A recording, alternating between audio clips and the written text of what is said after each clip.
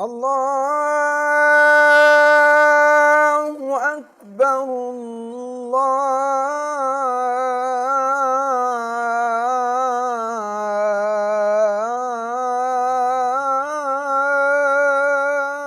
اکبر۔ اما بعد فاعوذ باللہ من الشیطان الرجیم، بسم اللہ الرحمن الرحیم۔ رب اشرح لی صدری ویسر لی امری واحلل عقدۃ من لسانی یفقہوا قولی۔ معزز حاضرین اور محترم خواتین، ہم نے یہ کتابچہ اسلام کی نشرت ثانیہ کرنے کا اصل کام، اس کا ہم نے صفحہ 12 تک مطالعہ کر لیا تھا۔ آگے چلنے سے پیشتر ضروری ہے کہ اپنے ذہن میں اس لائن آف آرگومنٹ کو دوبارہ قائم کر لیجئے کہ ہم کس تدریج کے ساتھ اور کس دلیل کے ساتھ قدم بقدم درجہ بدرجہ آگے بڑھ رہے ہیں۔ چنانچہ صفحہ 5 ہی کھول لیجئے پہلے، کہ پہلا عنوان جو تھا بحث کا، فکر مغرب کا ہماگیر استیلا۔ یہ ایک آبزرویشن ہے کہ اس وقت پوری دنیا پر، پورے گلوب پر ایک ہی تہذیب کا غلبہ ہے، اور کائنات و انسان کے بارے میں وہ طرز فکر جو اب سے کوئی 200-300 برس قبل یورپ میں شروع ہوا تھا، یہ پورے گلوب کو انگلف کر چکا ہے، اپنی لپیٹ میں لے چکا ہے، اور اس نقطۂ نظر کی بنیاد پر، اس فکر اور فلسفے کی بنیاد پر جو تہذیب اور تمدن وجود میں آیا، وہ بھی اب گلوبل ہے۔ اس میں یہ ہے کہ اگر کچھ فرق نظر آتا ہے تو سوسائٹی کے لوور لیولز میں نظر آتا ہے۔ جو ایلیٹ طبقات ہیں معاشرے کے، اونچے لوگ، رولنگ کلاسز، وہ سب ایک ہی تہذیب، ایک ہی تمدن، ایک ہی ویلیو سٹرکچر، کس چیز کی کیا قدر و قیمت ہے، کس شے کی کیا اہمیت ہے، اس اعتبار سے ان کے درمیان مکمل ہم آہنگی ہے۔ آخری بات جو تھی، اس کے لیے مثال کیا دی گئی تھی کہ جیسے سطح زمین پر تو کہیں پہاڑ ہے، کہیں جو ہے صحرا ہے، کہیں گھنے جنگلات ہیں، کہیں پانی ہے، سمندر ہے، کہیں بڑے اچھے میدان ہیں، کھیت ہیں ان میں، لیکن ذرا اوپر چلے جائیے تو فضا جو ہے وہ بس ایک ہی ہے، وہاں کوئی فرق اور تفاوت نہیں ہے۔ اسی طرح سوسائٹی کے نچلے طبقات میں تو فرق و تفاوت نمایاں آپ کو نظر آئے گا۔ یہ ہندوستان کا معاشرہ ہے، یہ پاکستان کا معاشرہ ہے، یہ بنگلہ دیش کا معاشرہ ہے، یہ ملیشیا کا معاشرہ ہے، یہ جاپان کا معاشرہ ہے، لیکن اوپر چلے جائیے تو بالکل یک رنگ، ایک ہی طرح کا معاملہ۔ اس میں جو آخری بات تھی وہ یہ کہ بظاہر جو تحریکیں اس وقت اس مغربی تہذیب کے خلاف صف آرا ہیں، جو اسے اپوز کر رہی ہیں، ان کے بھی فکر و نظر کا اگر دقت نظر سے جائزہ لیا جائے، انالیسس کیا جائے، تو معلوم ہوتا ہے کہ وہ بھی انفیکٹڈ ہیں، اسی طرز فکر جو ہے اس سے متاثر ہیں، اور یہ طرز فکر جو ہے خود ان کے اندر نفوذ کیے ہوئے۔ دوسری بحث تھی بنیادی نقطۂ نظر، کہ مغرب میں جو فکر ڈیولپ ہوا ہے پچھلے 200-300 سال میں، وہ کوئی ایک اسکول آف تھاٹ نہیں ہے، بے شمار اس کے ٹائٹلز ہیں، لیکن اس کے دوران ایک نقطۂ نظر جو ہے وہ مستقل طور پر پروان چڑھتا اور پختہ ہوتا چلا گیا۔ وہ نقطۂ نظر کیا ہے؟ اصل اہمیت ٹھوس چیزوں کی ہے،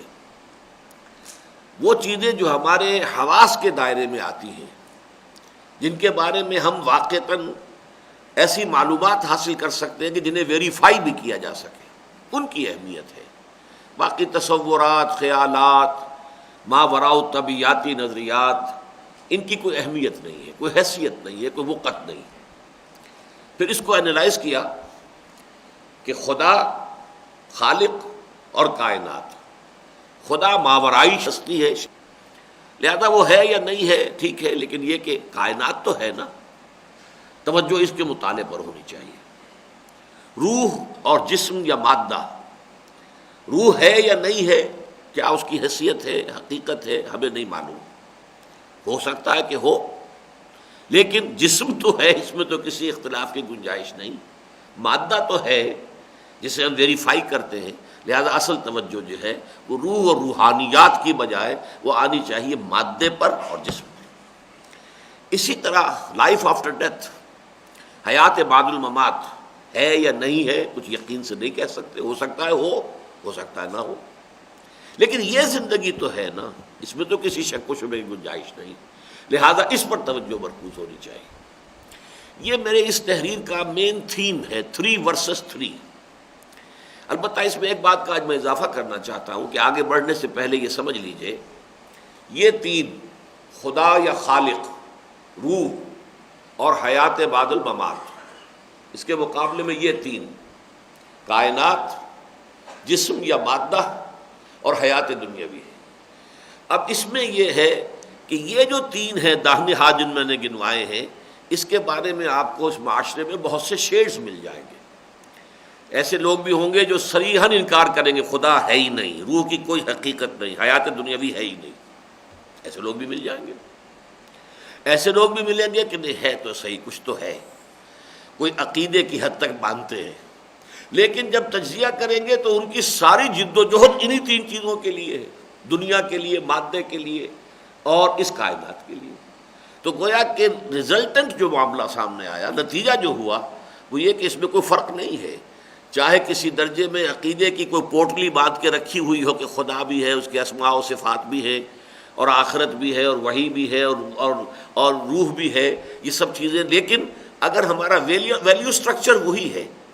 ہمارا جو اقدار کا نظام ہے، کون سی چیز قابل قدر ہے، کس کے لیے محنت کرنی ہے، کس کے لیے بھاگ دوڑ کرنی ہے، کس کے لیے دن رات محنت کرنی ہے، اگر تجزیے میں نظر آئے کہ وہ انہی 3 چیزوں کے لیے ہے، تو گویا کہ یہ مختلف شیڈز تو آپ کو ملیں گے اس داہنے ہاتھ کے کالم میں، لیکن یہ نقطہ نظر جو ہے بہت وسعت کے ساتھ اور بہت ہی یوں سمجھیے کہ گہرائی میں لوگوں کے ذہنوں میں اور ان کی سوچ میں سرایت کر چکا ہے۔ تیسری بات سامنے یہ آئی تھی کہ اگرچہ ان 3 کے مقابلے میں یہ 3 چیزیں بڑی غیر اہم ہیں، لیکن فی نفس ہی یہ چیزیں بھی اپنی جگہ پر اہم ہیں۔ جیسے کائنات کی وسعت کے اعتبار سے ہمارا سورج ایک ذرے کے مانند ہے، لیکن اپنی جگہ پر ایک ذرہ جو ہے وہ بھی سورج نظر آتا ہے۔ آپ کو معلوم ہے پورا سولر سسٹم جو ہے ایک ایٹم میں موجود ہے، جیسے ہمارا سورج ہے، جیسے یہ سیارے ہیں اس کے گرد چکر لگا رہے ہیں، ویسے ہی وہاں الیکٹرانز ہیں جو چکر لگا رہے ہیں۔ پورا سولر سسٹم جو ہے ہر ایٹم کے اندر موجود ہے۔ لہو خورشید کا ٹپکے اگر ذرے کا دل چیرے، تو ان چیزوں پر جب توجہ مرکوز ہو گئی، جب مطالعہ اور غور و فکر اور سٹڈی اور ریسرچ کا سارا جو میدان یہی بن گیا، تو پھر اس میں یقیناً بہت سی چیزیں سامنے آئیں، جو قوانین قدرت ہیں ان کی دریافت ہوئی، پھر ان کو ایکسپلائٹ کیا گیا، فورسز آف نیچر ہیں ان کو پہچانا گیا، پھر ان کو استعمال کیا گیا، پھر ان کی بنیاد پر جو ہے نئی نئی ایجادات و اختراعات وجود میں آئیں،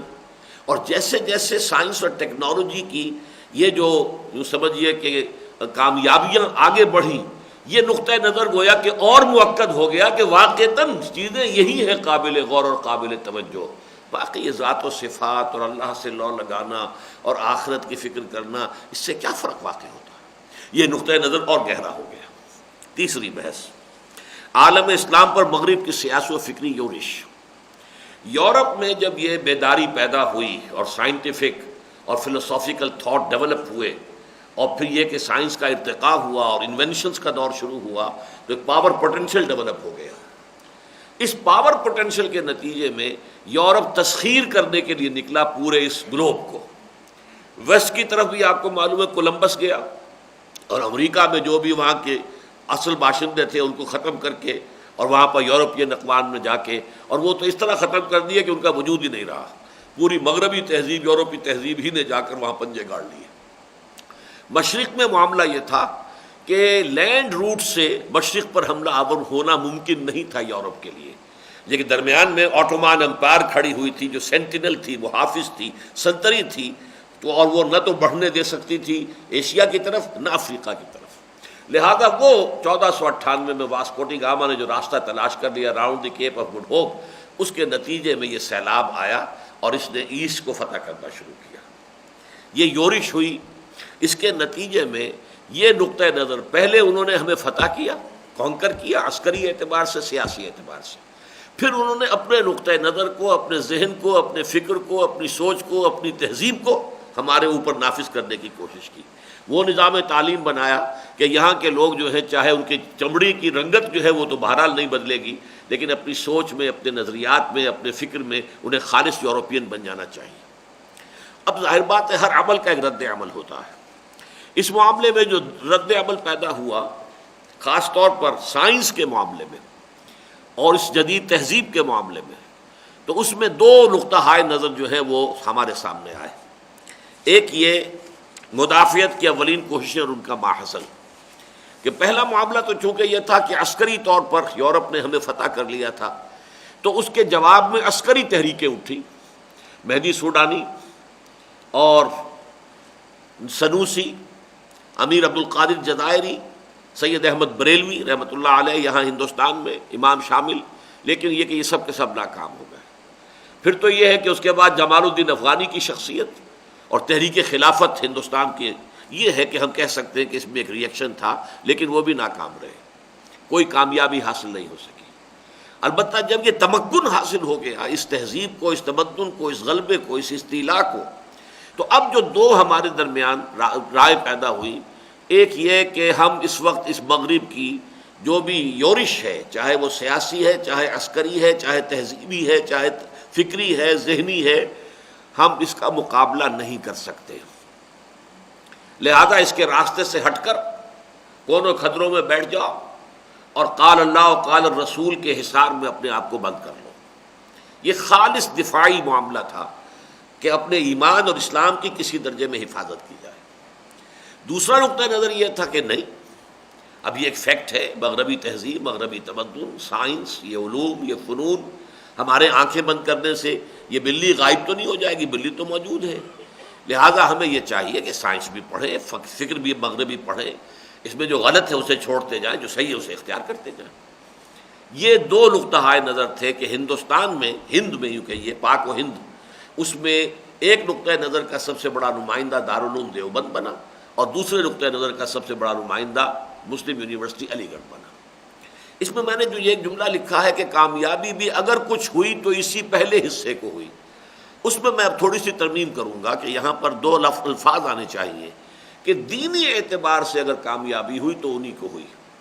ورنہ قومی سطح پر کامیابی جو بھی ہوئی ہے، جو فائدہ ہوا ہے، وہ در حقیقت دوسرے نقطہ نظر سے ہوا۔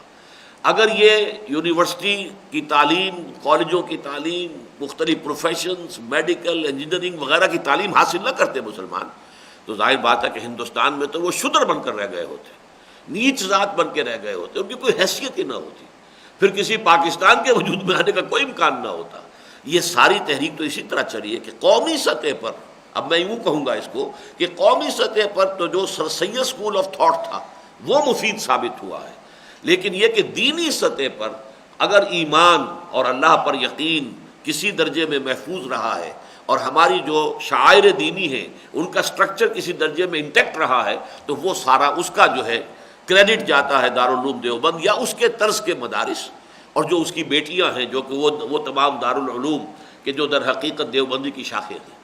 یہ ہے تیسری بحث یا چوتھی بحث۔ اس کے بعد علوم عمرانی کا ارتقاء، کہ جیسے کائنات اور مادے پر غور و فکر کے نتیجے میں سائنس پیدا ہوئی، ٹیکنالوجی پیدا ہوئی، انوینشنز ہوئی، اسی طریقے سے جب حیات دنیاوی پر اب غور و فکر جو ہے مرکوز ہوا، تو سوال پیدا ہوا کہ یہ کیا نظام ہے جو دنیا میں چل رہا ہے؟ یہ بڑے بڑے لینڈ لارڈز، بیرنز اور 20,000 30,000 منصبدار، جاگیردار، فیوڈل لارڈز، اور ان کے نیچے کسان بیچارے اور جو صنعت و حرفت والے ہیں، کوئی بیچارہ جو ہے وہ بیٹھا ہوا، وہ اگر وہ کھدر بن رہا ہے اپنے کرگھے پر تو اسے بھاری ٹیکس دینا پڑ رہا ہے، اس ٹیکس کا جو ہے کہاں جاتا ہے؟ وہ جاگیردار لے کر جاتا ہے ٹیکس۔ کسان نے جو ہے محنت کی ہے، خون پسینہ ایک کیا ہے، اس نے فصل اگائی ہے، اس کا لائنس شیئر آ کر جاگیردار لے جائے گا۔ وہ جاگیردار جو ہے پھر بادشاہ کے لیے کچھ فوج بھی مینٹین کرے گا، کچھ بادشاہ کو بھی خراج بھیجے گا، کچھ اپنے بھی عیش جمائے گا۔ یہ نظام تو غلط ہے۔ انسانوں کے اندر مساوات ہونی چاہیے، عدل ہونا چاہیے، انصاف ہونا چاہیے۔ تو فریڈم اور ایکویلٹی، مساوات اور آزادی، ان دو کے حوالے سے پھر انسانی سوچ نے ارتقاء کرنا شروع کیا، جس کے نتیجے میں نئے نئے نظریات وجود میں آئے، اس کے نتیجے میں نئے نئے نظام وجود میں آئے، جس کے نتیجے میں پھر ان نظاموں کے لیے تحریکیں شروع ہوئی۔ تو نظریہ، نظام اور تحریک، یہ تین چیزیں جو ہیں یہ ایک سلسلے کی تین اصطلاحات ہیں۔ مارکسزم ایک نظریہ ہے جو ڈائلیکٹیکل میٹیریلزم کے فلسفے پر قائم ہے۔ یہ در حقیقت ایک فلسفہ ہے کہ اس کائنات کی حقیقت صرف مادی ہے، ماورائے مادہ کوئی شے نہیں ہے۔ البتہ مادے کے اندر ہی ایک ٹکراؤ ہوتا رہتا ہے، ایک دور میں ایک خاص خیال سامنے آتا ہے، ایک نقطہ نظر سامنے آتا ہے مادی سوچ کے حوالے سے، لیکن اس میں جو کمی ہوتی ہے اس کے نتیجے میں اس کا ایک اینٹی تھیسس ڈیولپ ہوتا ہے، تھیسس اینٹی تھیسس، دعویٰ جواب دعویٰ، پھر ان دونوں میں ٹکراؤ ہوتا ہے اور اس کے نتیجے میں پھر سنتھسس ہوتا ہے، یعنی اس تھیسس میں بھی جو خیر تھا اور اینٹی تھیسس میں بھی جو کام کی بات تھی وہ جڑ کر ایک سنتھسس کر لیتے ہیں۔ یہ سنتھسس پھر خود ایک تھیسس بن جاتا ہے، پھر اس کی کوکھ سے ایک اور اینٹی تھیسس جنم لیتا ہے۔ اس طرح ٹکراؤ جاری ہے، تھیسس اور اینٹی تھیسس کا ٹکراؤ، اور اسی کے حوالے سے کائنات جو ہے یہ ارتقاء کر رہی ہے میٹیریل لیول پر۔ یہ ہے ڈائلیکٹیکل میٹیریلزم، جدلی مادیت۔ اس پر مارکسزم کا فلسفہ، اس پر کمیونزم کا نظام، اس پر کمیونسٹ موومنٹ اور کمیونسٹ پارٹیز۔ تو نظریہ، نظام اور پارٹیز اور موومنٹس یہ شروع ہوئی۔ اس کا نتیجہ کیا نکلا؟ عالم اسلام میں بھی اب اسلام پر غور شروع ہوا اور بہت سی چیزیں نظر آئیں جو غلط نہیں تھی۔ اسلام بھی ایک نظریہ دیتا ہے، ایمان کیا ہے؟ نظریہ ہے، اس کائنات کا ایک خالق ہے، مالک ہے، وہ ہمیشہ سے ہے، اور اسی طریقے سے اس کی تمام صفات عمدہ ہیں، اعلیٰ ہیں، اس کے تمام اسماء حسنہ ہیں، اس نے ہمیں پیدا کیا ہے، اشرف المخلوقات انسان ہے۔ یہ کیا ہے؟ یہ بھی ایک نظریہ ہے۔ اس نظریے کے اوپر جو عمارت تعمیر ہوتی ہے نظام کی، وہ اسلام ہے۔ اسلام کا ایک سیاسی نظام ہے، اسلام کا ایک معاشی نظام ہے، اسلام کا ایک معاشرتی نظام ہے، اسلام کے اپنے قوانین ہیں، اسلام کے دیوانی قوانین ہیں، اسلام کے فوجداری قوانین ہیں، اسلام میں سزاؤں کا اپنا تصور ہے، اسلام کا قانون وراثت ہے، اسلام کا قانون شہادت ہے۔ ان تمام چیزوں کی تالیف اور ترتیب سے یہ تصور سامنے آیا کہ جیسے وہاں پر نیشنلزم چل رہا ہے، یا پھر اس کے ساتھ جو ہے فاشزم ہے، ناززم ہے، کمیونزم ہے، اسی طریقے سے اسلام کو بھی ایک نظریے کی بنیاد پر اور ایک نظام کا علمبردار قرار دے کر اس کو قائم کرنے کی تحریکیں شروع ہوئی عالم اسلام۔ یہ اس کا ہے ایک ہسٹوریکل پرسپیکٹو، اور یہ تحریکیں جیسا کہ میں نے عرض کیا ایک خاص زمانے میں ایک وقت پیدا ہوئی ہیں پورے عالم اسلام میں۔ انڈونیشیا ایکسٹریم رائٹ سمجھ لیجئے، ایکسٹریم ایسٹ، وہاں مسجوبی پارٹی بڑی زبردست پارٹی تھی، اب وہ ختم ہو چکی ہے تقریباً۔ پھر ہندوستان میں جماعت اسلامی کی تحریک، اس سے پہلے حکومت الہیہ کے لیے حزب اللہ کی جماعت قائم کی تھی مولانا ابوالکلام آزاد نے۔ یہ سب ایک ہی قبیل کی چیزیں ہیں۔ ہماری اپنی تحریک بھی ہے، اسی کے سلسلے کی ایک کڑی ہے۔ اور یہ کہ ایک اور تحریک چلی، وہ ہے تبلیغی جماعت کی تحریک، جس نے کہ ایمان کو زیادہ ایمفیسائز کیا، وہ آج کے ہمارے مطالعے میں بات آ جائے گی۔ پھر یہ کہ آگے چلیے ایران میں فدائین کی تحریک تھی، پھر مصر سے اٹھی زبردست تحریک الاخوان المسلمون، اور اس کے چونکہ تمام عالم عرب کے اوپر اثرات ہوئے۔ ویسے یہ کہ لبنان میں عباد الرحمن کے نام سے ایک تحریک تھی، وہ بھی پھر دب گئی، اس کا کوئی خاص سراغ بعد میں نہیں ملتا۔ ترکی میں سعید نورسی کی تحریک تھی۔ یہ تحریکیں جو ہیں ان کے نظریات تقریباً ایک سے ہیں کہ اسلام مذہب نہیں دین ہے، دین اپنا غلبہ چاہتا ہے، اسلام مکمل نظام حیات ہے، اس کو غالب کرنا مسلمانوں کا فرض ہے، اور اس کے لیے تحریکیں، جماعتیں جد و جہد ہونی چاہیے۔ یہ فکر جو ہے ان تمام تحریکوں کے اندر مشترک حیثیت سے، قدر مشترک کی حیثیت اس کو حاصل ہے۔ اب اس کے زمانے میں نے پھر گنوائے ہیں وہ اوقات کہ ایک تو ان تحریکوں کے زیر اثر بھی مغرب کی جو مرعوبیت تھی شدید، اس میں کمی ہو گئی ہے۔ اگر ان کا نظام ہے تو ہمارا نظام بھی ہے، اگر ایک کیپٹلزم کا نظام ہے تو اسلام کا بھی معاشی نظام ہے، اگر کمیونزم کا ایک معاشی نظام ہے تو اسلام کا اپنا معاشی نظام ہے۔ ان کی سوشل ویلیوز اور ہیں، ہماری اور ہیں۔ ہمارے ہاں خاندانی نظام ہے، اس کی اپنی جو ہے ویلیوز ہیں، اسی طریقے سے ہمارا اپنا سیاسی نظام ہے، ہمارے اپنے قوانین۔ تو ایک اعتماد پیدا ہوا، اور مغرب کی جو مرعوبیت تھی اس سے قدرے کمی ہوئی۔ اس کے علاوہ یہ کہ چونکہ اس کے بعد جیسا کہ ہم اس وقت دیکھ رہے ہیں کہ 20ویں صدی کے وسط میں زبردست تحریکیں چلی آزادی کی، اور تقریباً تمام عالم اسلام جو ہے آزاد ہو گیا۔ ڈچ چلے گئے، ولندیزی چلے گئے، سب کے سب چلے گئے، انگریز چلا گیا، فرانسیسی چلے گئے، اطالوی چلے گئے، اسپینیئرز چلے گئے، سب گئے۔ لہذا نتیجہ کیا نکلا کہ ان کے جانے سے، جب ان کے آنے سے مرعوبیت پیدا ہوئی تھی تو جانے سے اس مرعوبیت میں کمی ہوئی۔ ظاہر بات ہے کہ وہ بھی ایک دوسرا فیکٹر ہے۔ تیسرا یہ کہ سائنس جس کے بارے میں ہم یہ سمجھتے تھے کہ یہ تو قطعی شے ہے، بالکل شک و شبے کی گنجائش ہی نہیں، آئنسٹائن کے ایرا میں آ کر فزکس کے اندر انقلاب برپا ہو گیا۔ اب فزکس جو ہے وہ بھی ایک تصوف کی شکل اختیار کر چکی ہے۔ یعنی اب آپ سوچئے، میں نے جو کہا تھا مثال دینے سے رہ گئی، کہ اس انقلاب نے کہ جو فزکس کی دنیا میں آیا ہے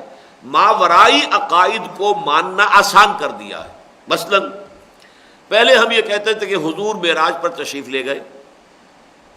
اور زمینی سفر بھی مکے سے کیا یروشلم تک، اور پھر وہاں سے گئے ہیں 7ویں آسمان تک، پھر وہاں سے واپس آئے ہیں وہی یروشلم میں، پھر زمینی سفر طے کیا ہے مکے تک، اور کوئی وقت صرف نہیں ہوا، نو ٹائم واز کنزیومڈ۔ آپ نے جو وضو کیا تھا جانے سے پہلے اس کا پانی ابھی بہہ رہا تھا، اور جاتے ہوئے جو کنڈی آپ کی جو آپ نے کھولی اپنے گھر کی، اور اس کا جو اس کی کنڈی ہل رہی تھی تو واپس آئے تو بھی ہل رہی تھی۔ اب ظاہر بات ہے کہ اس کو پہلے تو آپ بلائنڈ فیتھ کی حیثیت سے تو مان سکتے تھے، ٹھیک ہے ہمارا اندھا اعتقاد ہے، ہم مانتے، ڈوگما ہے۔ آج یہ بات ماننی کتنی آسان ہو گئی کہ سائنس نے خود یہاں پہنچا دیا انسان کو کہ اگر کوئی آبجیکٹ ویلوسٹی آف لائٹ کے ساتھ موو کرے گا تو اس کے لیے ٹائم نہیں گزرے گا، ٹائم ول بیکم اسٹیشنری۔ ویسے یہ امپاسبل ہے، ہمارے لیے اچیویبل نہیں ہے، ویلوسٹی آف لائٹ کو اچیو کرنا ابھی تک ہمارے لیے ممکن نہیں ہے۔ ساؤنڈ بیریئر ہم نے کراس کر لیا ہے، لیکن ساؤنڈ کی تو رفتار بہت کم ہے ساؤنڈ ویوز کی، یہ لائٹ جو ہے رے آف لائٹ اس کی جو سپیڈ ہے، لیکن اگر کوئی شے اس کی رفتار کے ساتھ حرکت کرے گی تو اس کے لیے وقت نہیں گزرے گا۔ اب یہ سائنس کا ہائپوتھیسس ہے اور ثابت شدہ ہے، میتھمیٹیکلی پرووڈ ہے۔ تو اب آسان ہو گیا نا معراج کے بارے میں، دیکھو بھائی اب تو سائنس نے بھی یہ کہہ دیا، ہمارے لیے آسان ہو گیا۔ تو سائنس کی دنیا میں جو انقلاب آیا ہے اس نے بھی ان ماورائی اعتقادات پر ایمان یقین آسان کر دیا۔ پہلے ہم کہتے تھے کہ صاحب ہر چیز لکھی جا رہی ہے، ہر زبان سے جو لفظ نکلتا ہے وہ ریکارڈ ہو رہا ہے۔ آج سے 50 سال پہلے اس کو ایک اندھے عقیدے کے طور پر تو مان سکتے تھے، لیکن امیجن تو نہیں کر سکتے تھے کیسے ممکن ہے۔ آج ہمیں معلوم ہے ٹیپ ریکارڈر، بٹن کے سائز کا ٹیپ ریکارڈر لگا ہوا ہوگا اور آپ کی ساری گفتگو ٹیپ ہو رہی ہے۔ آپ کہاں بیٹھے ہوئے ہیں، وہاں سے تقریر کینیڈی صاحب کر رہے ہیں یا کوئی اور کر رہا ہے، اور پاکستان میں آپ سن رہے ہیں۔ اب وہ فاصلے ختم ہو گئے، تو معلوم ہوا کہ اب ان چیزوں کا ماننا کہ اللہ تعالیٰ جو فرماتے ہیں کہ وہاں جو ہے ہر انسان کو اس کا نامہ اعمال مل جائے گا اور اس کے اندر اس کی مائنیوٹس ڈیٹیلز بھی موجود ہوں گی، آج اس کو ماننا آسان ہے۔ ایک کوئی بہت ہی بڑا گرانڈ کوئی سپر کمپیوٹر ہے جس میں ہم میں سے ہر شخص کی پوری لائف کی جو اس کی فلم ہے وہ بنی ہوئی ہے، ایک ایک حرف جو ہماری زبان سے نکل رہا ہے ریکارڈڈ ہے، صرف ایک بٹن ہی دبانا ہوگا جیسے کمپیوٹر کا آپ دباتے ہیں اور آپ کی فلم چلنی شروع ہو جائے گی۔ دیکھ لیجئے آپ خود اپنے آپ کو، کس بات کا آپ نفی کریں گے، یہ تو آپ کے سامنے ہے۔ اس اعتبار سے سائنس کے اس انقلاب نے، ٹیکنالوجی کے اس انقلاب نے اب ان ماورائی اور میٹا فزیکل اعتقادات کو ماننا آسان کر دیا ہے۔ تیسرے یہ کہ جب ویسٹ میں اس مادہ پرستانہ فکر نے اپنی انتہا کو پہنچ کر کمیونزم کی شکل اختیار کی اور اس نے مذہب کا تو سرے سے انکار کر دیا، اور بھی یہ آزادی کس بلا کا نام ہے، نو فریڈم آف ایکسپریشن،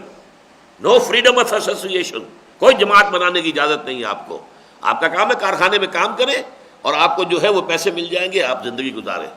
جانوروں کی طرح، حیوانوں کی طرح،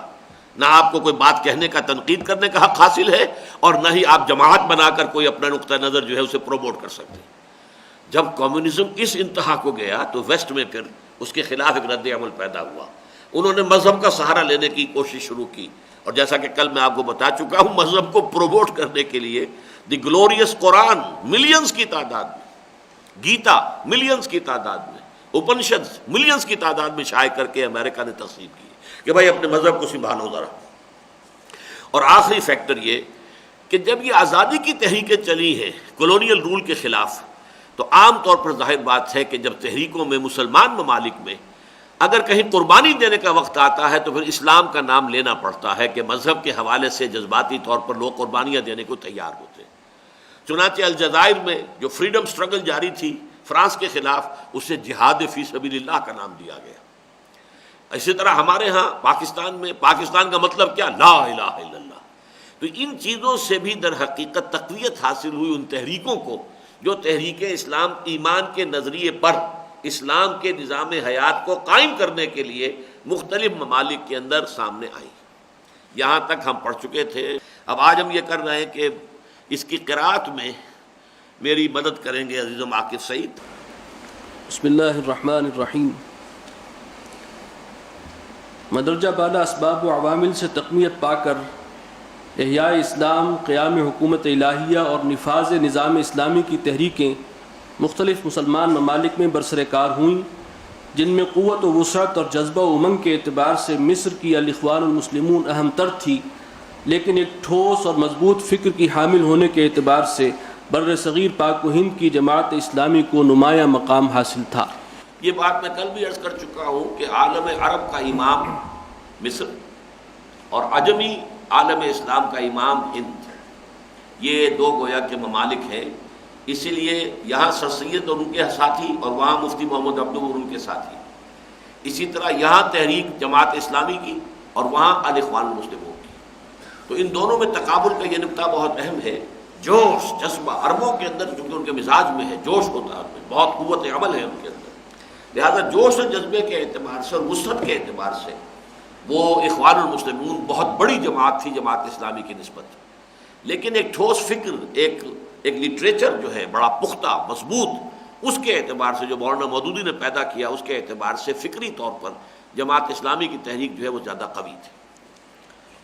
یہ تحریکیں تقریباً ثلث صدی سے، یعنی 1/3 صدی سے، لیکن یہ تحریر بھی 20 سال قبل کی ہے، مختلف مسلمان ملکوں میں برسر عمل ہیں، اور ملت اسلامی کی نوجوان نسل کا ایک خاصا قابل ذکر حصہ ان کے زیر اثر آیا ہے،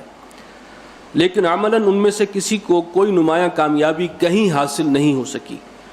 بلکہ ایسا محسوس ہوتا ہے کہ یہ تحریکیں اپنا وقت پورا کر چکی ہیں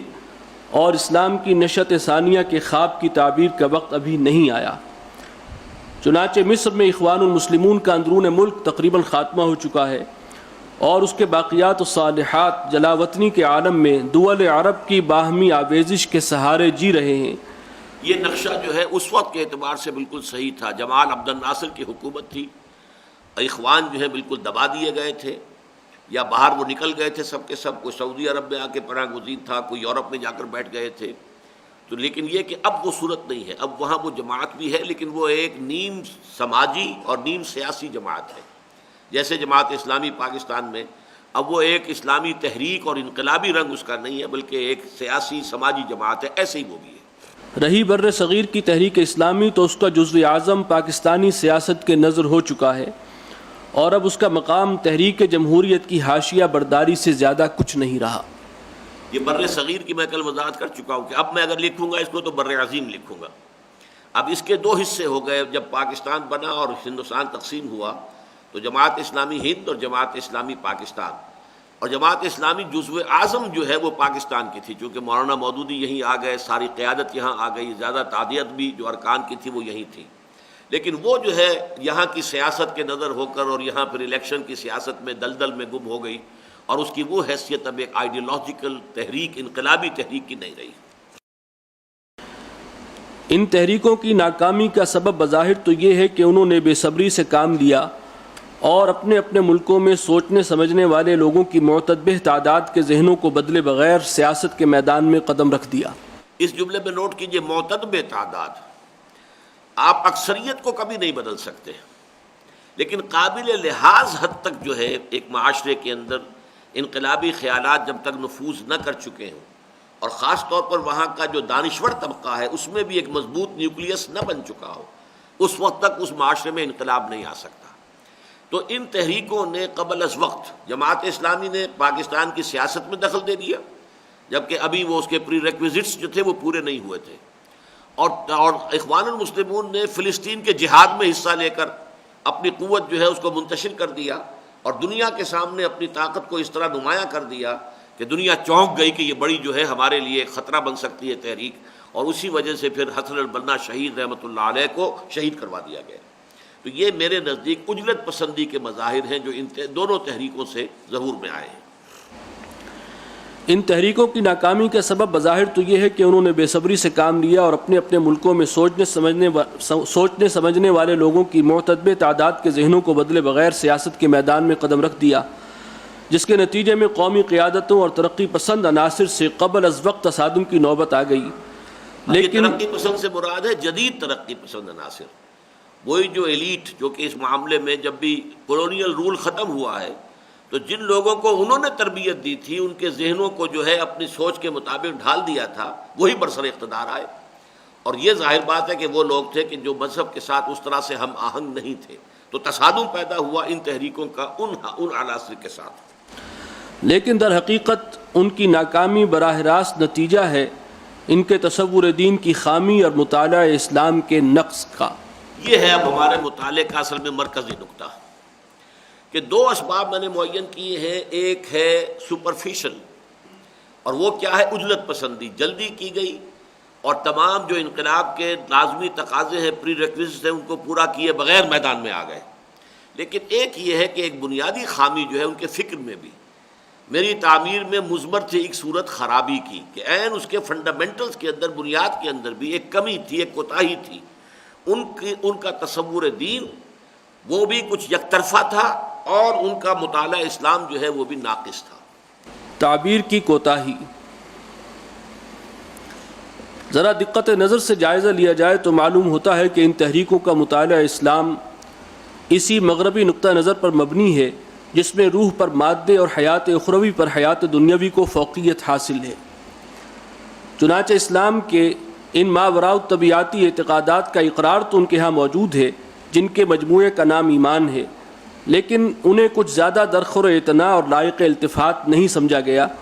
اور نگاہیں کلیتاً اس ہدایت و رہنمائی پر مرکوز ہیں جو حیات دنیاوی کے مختلف شعبوں کے لیے اسلام نے دی ہیں، اور جن کے مجموعے کا نام اسلامی نظام زندگی رکھا گیا ہے۔ اب اس کو ذرا سمجھ لیجئے کہ دو چیزیں، ایک ایمان اور ایک اسلام۔ ایمان فاؤنڈیشن ہے جس پر اسلام کا قصر کھڑا ہوا ہے، فاؤنڈیشن ماورائی ہے، فاؤنڈیشن انویزیبل ہے، دل میں یقین نظر نہیں آتا،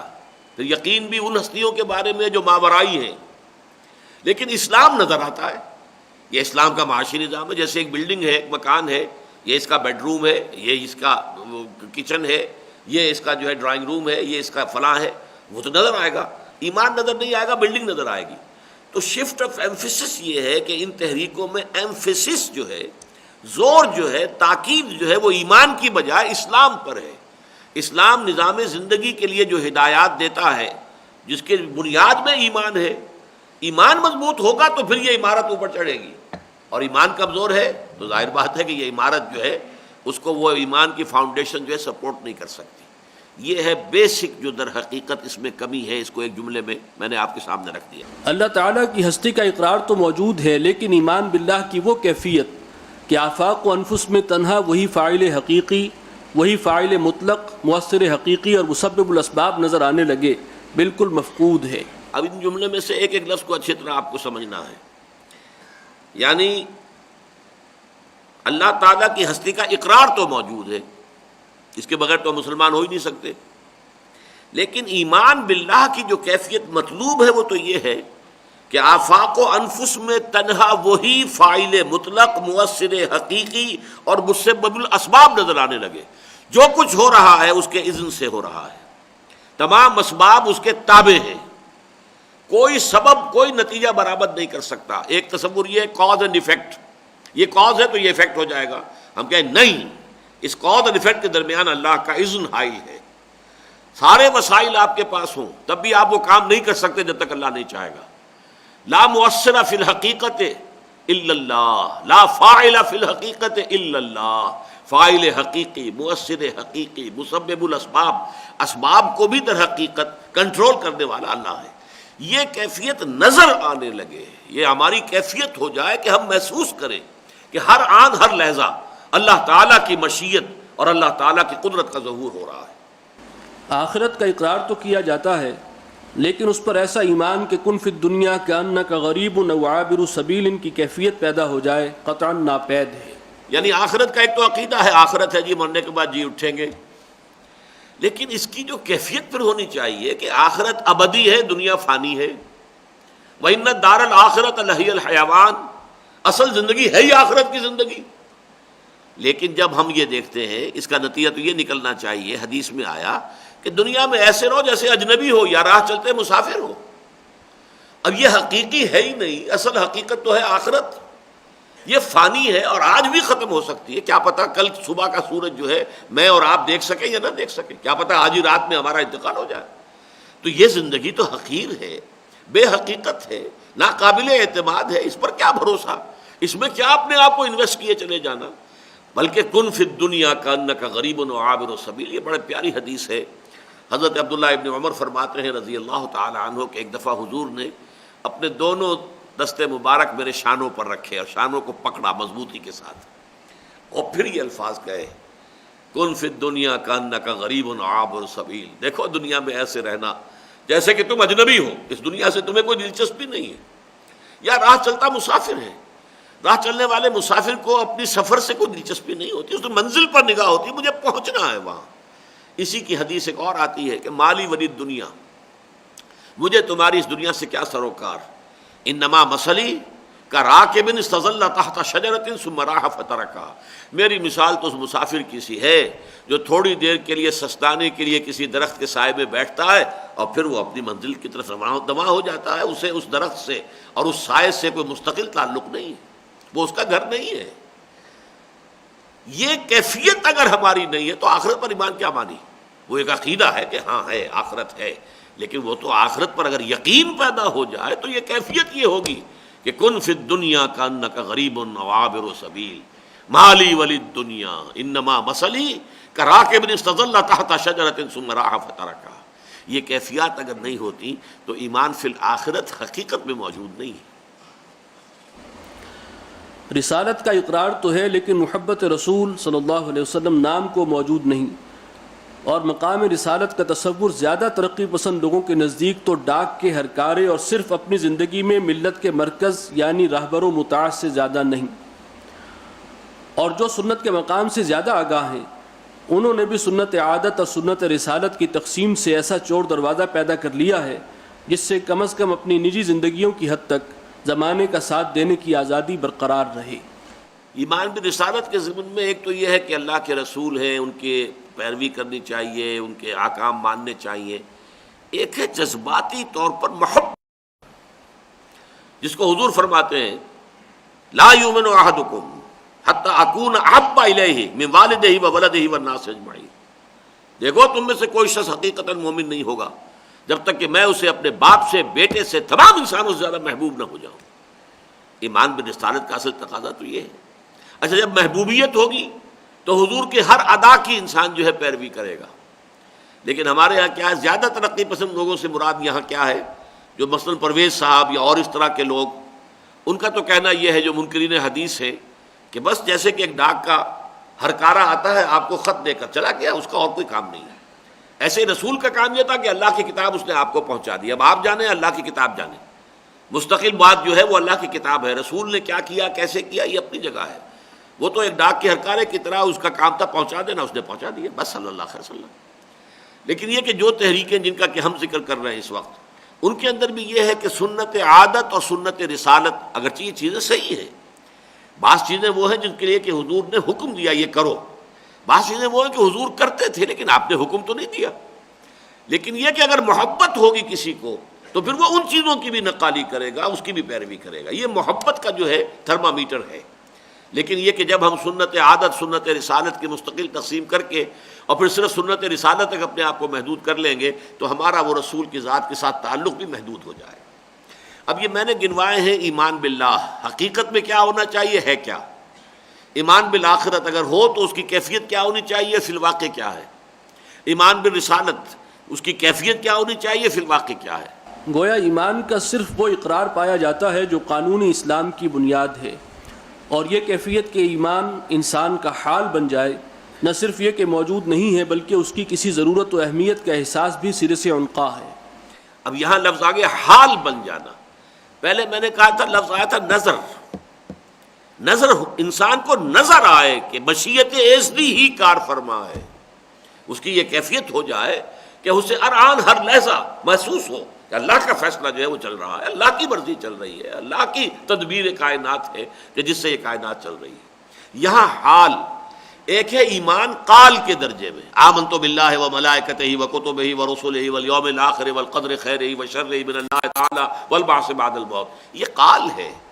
اشہدو ان لا الہ الا اللہ و اشہدو ان محمد رسول اللہ، یہ قال ہے۔ حال بن جائے، حال بننے کا مطلب وہ ہے کہ پھر ایمان کی وہ کیفیت ہو جو اس سے پہلے میں نے بیان کر دی۔ اسی نقطہ نظر کا کرشمہ ہے کہ دین سٹیٹ کا ہم معنی قرار پایا ہے اور عبادت اطاعت کے مترادف ہو کر رہ گئی ہے۔ اب یہاں بھی نوٹ کر لیجئے، دین یقیناً ایک سٹیٹ پیدا کرنا چاہتا ہے، کوئی شک نہیں، لیکن دین اور سٹیٹ ہم معنی نہیں ہے۔ دین میں اصل شے کیا ہے؟ وہ انسان کے وہ اللہ کا قرب حاصل کرنے، نفسیاتی اعتبار سے، روحانی اعتبار سے، اور اس کا نصب العین بن جائے صرف اللہ کی رضا جوئی۔ دین یہ چاہتا ہے۔ ریاست یہ یقیناً فرض ہے، کام کرو، اللہ کے حکم کو نافذ کرو، حکومت الہیہ قائم کرو، لیکن دین اور سٹیٹ ہم معنی اور مترادف نہیں ہے۔ اس طرح عبادت اطاعت کے ہم معنی قرار پایا۔ اطاعت عبادت کا جزو اعظم ہے، اس میں کوئی شک نہیں، لیکن اس کی روح محبت ہے۔ اسی لیے میری جو تقریریں ہیں، جو طالبات دین کے نام سے جو کتاب شائع ہوئی ہے، اس میں نے جب عبادت پر بحث کی ہے تو امام ابن تیمیہ اور امام حافظ ابن قیم کے حوالے سے جو عبادت کی تعریف ہے، العبادت تجمع اصلین غایت الحب و غایت الذل والخضوع، دو چیزیں جب جمع ہوتی ہیں تو عبادت کا تقاضا پورا ہوتا ہے۔ انتہا درجے کی اللہ کے ساتھ محبت اور حد درجے میں اپنے آپ کو اللہ کے سامنے بچھا دینا، اطاعت کاملہ۔ اب نظر آئے گی اطاعت، لیکن در حقیقت اس کی اصل روح جو ہے وہ محبت خداوندی ہے۔ اگر محبت خداوندی نہیں ہے تو یہ ایک بے جان لاش ہے۔ آپ کے اندر جو جان ہے اگر یہ نکل جائے گی تو آپ کی لاش پڑی ہوگی۔ اسی طریقے سے عبادت جس میں کہ محبت خداوندی اس کا اصل موٹیویشن نہ بن چکا ہو، جذبہ محرکہ جو ہے وہ اللہ تعالیٰ کی محبت نہ ہو، تو وہ عبادت در حقیقت چاہے اطاعت پوری ہے لیکن وہ در حقیقت بے جان عبادت ہے، بے روح عبادت ہے۔ نماز کا یہ مقام کہ وہ معراج المومنین ہے، نگاہوں سے بالکل اوجھل ہے، اور نفس انسانی سے اس سے ایسا انس کہ قرۃ عینی فی الصلاۃ کی کیفیت پیدا ہو سکے ناپید ہے۔ اس کے برعکس زیادہ ترقی پسند لوگوں کے نزدیک تو صلاۃ معاشرے کے ہم معنی قرار پائی ہے، اور دوسروں کے نزدیک بھی اس کی اصل اہمیت اس حیثیت سے ہے کہ وہ مسلمان معاشرے کی اصلاح اور تنظیم کا ایک جامع پروگرام ہے۔ اب دیکھیے، نماز کے بارے میں دو چیزیں حدیث کے حوالے سے میں نے یہاں کہی ہے، نیچے نوٹ پر ہے بھی، حدیث نبوی ہے، الصلاۃ معراج المومنین، نماز مومنوں کی معراج ہے۔ معراج میں حضور کو اللہ سے براہ راست مخاطبہ اور مکالمہ نصیب ہوا۔ گویا کہ یہی روح ہے نماز کی کہ اس وقت گویا کہ انسان اللہ سے ہم کلام ہو، جسے علامہ اقبال نے کہا ہے the finite ego comes face to face with the infinite ego۔ اللہ کی ایگو، اللہ کا انا اللہ لا الہ الا انا، وہ انفائنائٹ ہے، انا لا محدود، انا مطلق، اور میری انا ایک چھوٹی سی انا ہے، لیکن یہ چھوٹی سی انا روبرو آ جائے، انی وجہت وجہی للذی فطر السماوات والارض حنیفا، رخ ادھر ہو گیا۔ اب ہم کلام ہونے کی کیفیت اگر میسر نہیں آئی تو یہ نماز نہیں ہے، یہ ایک ڈرل ہے، ایکسرسائز ہے جو آپ نے کر لی ہے، اس کا ثواب ضرور مل جائے گا، لیکن یہ حقیقی نماز نہیں ہے جب تک کہ اس کے اندر آپ کو اللہ تعالیٰ کے ساتھ مخاطبہ اور مکالمہ کی کیفیت حاصل نہ ہو۔ اسی طرح قرۃ عینی فی الصلاۃ، میرے دل کی آنکھوں کی ٹھنڈک نماز میں ہے۔ ذرا کوئی مسئلہ پیش ہوتا تھا حضور کو فوراً نماز آپ پڑھنی شروع کر دیتے تھے۔ کوئی چیز ہے کہ جو کوئی پریشانی آ گئی ہے، کسی مسئلے میں الجھن ہے، غور و فکر کرنا ہے، کوئی بڑا فیصلہ کرنا، نماز، یہ ہے آپ کا طرز عمل۔ ہم نے کیا سمجھا ہے، جو یہ منکرین حدیث ہے وہ تو کہتے ہیں کہ صلاۃ کے معنی معاشرے کے ہیں، اقیم الصلاۃ، معاشرہ قائم کرو، انا للہ و انا الیہ راجعون، لیکن ان تحریکوں کے نزدیک بھی اس کا اصل کیا ہے مقصد؟ مسلمان معاشرے کو منظم کیا جائے، ایک محلے کے لوگ 5 مرتبہ جو ہے مل رہے ہوں دن میں، ایک دوسرے کے حالات سے واقف ہو جائیں، کوئی بیمار ہے تو اس کی بیمار پرسی کو جائیں، شہر کے لوگ جمعے کے روز جمع ہو جائیں، عیدین میں پورا جو ہے اجتماع ہو جائے، حج کے موقع پر پوری اسلامی برادری جمع ہو جائے، تو یہ ایک تنظیم ہے در حقیقت جو ایک اسلامی معاشرے کی نماز کے نظام پر قائم ہوتی ہے۔ اس کا یہ پہلو بھی ہے، اس میں کوئی شک نہیں، لیکن یہ اس کا سائیڈ پہلو ہے، سائیڈ ایشو ہے، یہ بائی پروڈکٹ ہے اس کا۔ اصل شے جو ہے وہ کیا ہے؟ الصلاۃ معراج المومنین اور قرۃ عینی فی الصلاۃ۔ یہ کیفیت حاصل نہیں ہوئی تو پھر نماز کی روح حاصل نہیں ہوئی۔ نماز و روزہ و قربانی و حج یہ سب باقی ہیں، تو باقی نہیں ہے۔ رہ گئی رسم ازاں، روح بلالی نہ رہی، فلسفہ رہ گیا، تلقین غزالی نہ رہی، پھر یہ ریچول ہے، اس کے سوا کچھ نہیں۔ زکوٰۃ کا یہ پہلو کہ یہ روح کی بالیدگی اور تزکیے کا ذریعہ ہے، اس قدر معروف نہیں جتنی اس کی یہ حیثیت کہ یہ اسلامی نظام معیشت کا اہم ستون ہے۔ اب دیکھیے یہ چیز بھی اپنی جگہ حق ہے، اسلام کے نظام معیشت میں زکوٰۃ کا ایک اہم مقام ہے کہ جب آپ کسی بھی درجے میں فری اکانومی رکھتے ہیں، محنت کرو، کوشش کرو، جو کماؤ گے وہ تمہارا ہوگا، حلال ذریعے سے کماؤ۔ اب جو لوگ محنت کریں گے ان میں کچھ پیچھے رہ جائیں گے، کچھ آگے نکل جائیں گے، کچھ زیادہ باصلاحیت ہے، کچھ کم صلاحیت والے ہیں۔ اب جو پیچھے رہ گئے ہیں ان کو بھی فیڈ بیک ملنا چاہیے کچھ نہ کچھ، ورنہ تو معاشرہ تقسیم ہو جائے گا ہیوز اور ہیو ناٹس میں۔ اس فیڈ بیک کے لیے زکوٰۃ کا نظام دیا کہ جو آگے نکل گئے ہیں وہ دیں، دے آر دی ڈونرس، اور جو پیچھے رہ گئے وہ ریسیپینٹس ہوں، تاکہ یہ گلف زیادہ چوڑی نہ ہو۔ یہ ٹھیک ہے اپنی جگہ پر، لیکن زکوٰۃ اصل میں کیا ہے؟ تزکیہ کہتے ہیں اپنے نفس کی اصلاح، مال کی محبت کو دل سے کھرچنے کا ذریعہ زکوٰۃ ہے۔ زکوٰۃ ہے، انفاق ہے، صدقات نافلہ ہے، اللہ تعالیٰ کو قرض حسنہ دینا ہے۔ یہ تمام چیزیں وہ ہیں در حقیقت کہ جن کے ذریعے سے انسان کے نفس کا تزکیہ ہوتا ہے۔ اس کی اہمیت اتنی سامنے نہیں ہے جتنی یہ کہ یہ اسلام کے معاشی نظام کا ایک اہم ستون ہے۔ روزے کے بارے میں یہ تو خوب بیان کیا جاتا ہے کہ یہ ضبط نفس، سیلف کنٹرول کی مشق و ریاضت ہے، لیکن اس کی اس حقیقت کا یا تو سر سے ادراک ہی نہیں ہے، یا اس کے بیان میں حجاب محسوس ہوتا ہے کہ یہ روح کی تقویت کا سامان اور جسد حیوانی کی اس پر گرفت کو کمزور کرنے کا ذریعہ ہے۔ چنانچہ یہ حدیث تو تحریر و تقریر میں عام بیان ہوتی ہے کہ الصوم جنہ، اور اس کی تشریح پر خوب زور دیا جاتا ہے، لیکن یہ حدیث قدسی کہ الصوم لی وانا اجزی بہ اول تو کم ہی بیان ہوتی ہے، اور اگر ہوتی بھی ہے تو بس سرسری طور پر۔ اب یہ بھی نوٹ کر لیجئے کہ ہمارے ہاں بہت سے اس دور کے جو داعیان دین ہیں، مثلاً اب میں نام بھی لینے میں کوئی حرج نہیں ہے، مولانا مودودی روح کے علیحدہ وجود کو تسلیم ہی نہیں کرتے۔ یہی معاملہ لگ بھگ مولانا اصلاحی صاحب کا بھی ہے۔ روح کی کوئی علیحدہ تشخص، علیحدہ حیثیت نہیں ہے، بلکہ جو دنیا میں عام طور پہ سمجھا جاتا ہے بس جان اور روح، اور ایک گویا کہ یہ مترادف ہے، حالانکہ زمین و آسمان کا فرق ہے۔ روزے کی یہ حقیقت کہ الصوم لی، یہ روزہ خاص میرے لیے ہے، یہ کیسے واضح ہوگی؟ میرا کتابچہ موجود ہے، عظمت صوم، یہ جو کہا گیا نماز بھی قائم کرو میرے لیے۔ نماز ہم کس کے لیے پڑھتے ہیں؟ اللہ کے لیے پڑھتے ہیں۔ روزہ بھی رکھتے ہیں، اللہ کے لیے رکھتے ہیں، لیکن یہ کیا کہا گیا کہ یہ خاص میرے لیے ہے؟ اس کا اصل سبب کیا ہے کہ روزہ اصل میں ذریعہ ہے روح کی بالیدگی کا، اور روح کا بہت قریبی تعلق اللہ کی ذات کے ساتھ ہے۔ یسألونک عن الروح قل الروح من امر ربی، لیکن جو لوگ روح کو علیحدہ کوئی تشخص ہی نہ دیتے ہوں، ظاہر بات ہے وہ اس حدیث کے بارے میں کیا کہیں گے؟ کچھ بھی نہیں۔ لہذا الصوم جنۃ، یہ سیلف کنٹرول کا ذریعہ ہے، یہ تو خوب بیان ہو جائے گا، اور ہے وہ بھی ہے، ٹھیک ہے، ایک لوور لیول پر وہ بھی ایک حقیقت ہے، لیکن ہائر لیول پر اس کا خاص طور پر میں خود اس کا بدلہ دوں گا،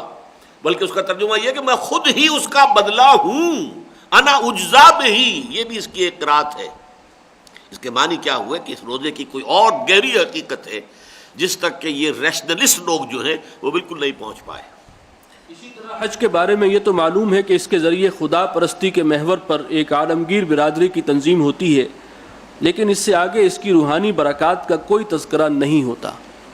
اسلام کی یہ نئی تعبیر براہ راست نتیجہ ہے مغرب کے فلسفہ و فکر کے ہماگیر تسلط کا،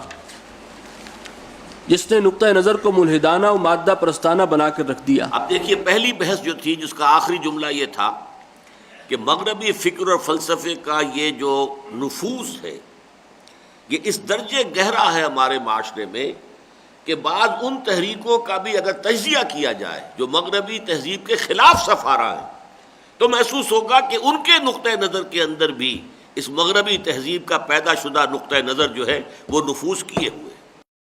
یہ اس کی تشریح ہے جو آپ اب سامنے آئی ہے، جو آخری جملہ تھا پہلے پیراگراف کا۔ نتیجہ ملحدانہ اور مادہ پرستانہ نقطۂ نظر یہ ہے،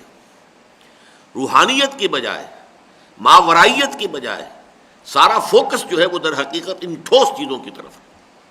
اسلام کی یہ نئی تعبیر براہ راست نتیجہ ہے مغرب کے فلسفہ و فکر کے ہماگیر تسلط کا، جس نے نقطہ نظر کو ملحدانہ و مادہ پرستانہ بنا کر رکھ دیا۔ نتیجتاً روح اور اس کی حیات باطنی خارج از بحث ہو گئی، اور مادہ اور حیات دنیاوی ہی سارے غور و فکر کا موضوع اور سوچ بچار کا مرکز بنے۔ چنانچہ دین و مذہب کی مادی تعبیر ہوئی، اور کہنے میں تو اگرچہ یہ آیا کہ اسلام فلاح انسانی کا جامع پروگرام ہے جس میں فلاح اخروی اور فلاح دنیاوی دونوں شامل ہیں، لیکن نگاہیں چونکہ فی الواقع صرف حیات دنیاوی پر مرکوز ہیں، لہٰذا آخری تجزیے میں اسلام ایک سیاسی اور عمرانی نظام یعنی پولیٹیکو سوشل سسٹم بن کر رہ گیا، اور الہیات کی حیثیت ایک پردے سے زیادہ نہ رہی۔ چنانچہ اس دور کے ایک بہت بڑے متکلم اور داعی اسلام کا یہ فقرہ ایک ثقہ راوی نے روایت کیا کہ اسلام دراصل ایک سیاسی و عمرانی نظام ہے جس پر الہیات کا پردہ ڈال دیا گیا ہے، چہ بے خبر ز مقام محمد عربی است۔ یعنی اسلام کی یہ تعبیر جو ہے، اس نے اسلام کو ایک نظام زندگی تو بنا دیا، لیکن اس نظام زندگی کا تعلق تو اس زندگی کے ساتھ ہے نا،